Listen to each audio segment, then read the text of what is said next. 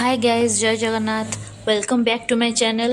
तो आज vlog start हो जाइए चर्च पाखु आसती मो सांग मनसा को नेबापी। तापर आम दिज बाहरी पड़ू आम डेस्टिनेशन जोटा थिला बरुणेई करुणेई पीठ खोर्धा।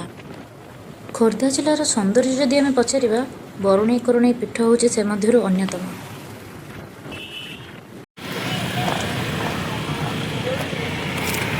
हाय सुबु, कुआडे जाउछंती आपण?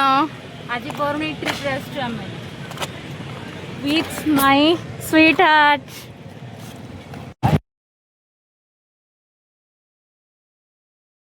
गाइस आज हम ना एते सारा पहाड़ चढ़ी चढ़ी आमर पूरा हालत उड़ी गलानी। ए पछपट भी होउनी देख। प्रकृतिर सौंदर्य कोल माँ से मंदिर पहाड़र पाददेश खूब सुंदर दिशुए।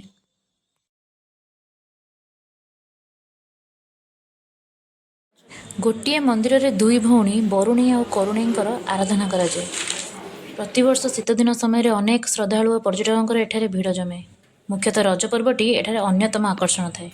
से समय रे रज महोत्सव एठारे खूब सुंदर भाव पालन कराई थाए। एबे ओल्हेकी जाको भी बहुत बड़ कष्टर काम। पहाज तू किछि कह तमर कोनटा अभिज्ञताटा कोन? ओडे मु तो भाई ओल्हेई पडुची एई मुखीटा ओल्हेई पारुनी।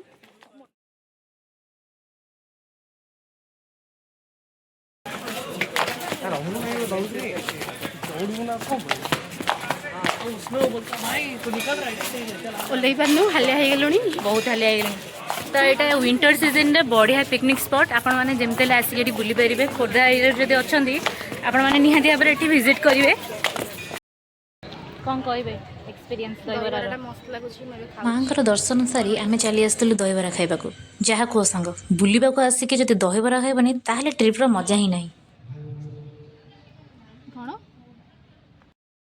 तो ये मंदिर पाखे गोटे बढ़िया सुंदर पार्कटे थिला जोटी पिला माने सब खेलुले। तो आम से किसी समय रेस्ट नापी चली आसलु। तो यही भितर मत गोटे बढ़िया इंटरेस्टिंग जिनस देखा मिलला। तो मो बाइक टी से पाखे थिला। तो किसी लोकंर फोटो उठेबार मुख्य आकर्षण हो जाता मो बाइक।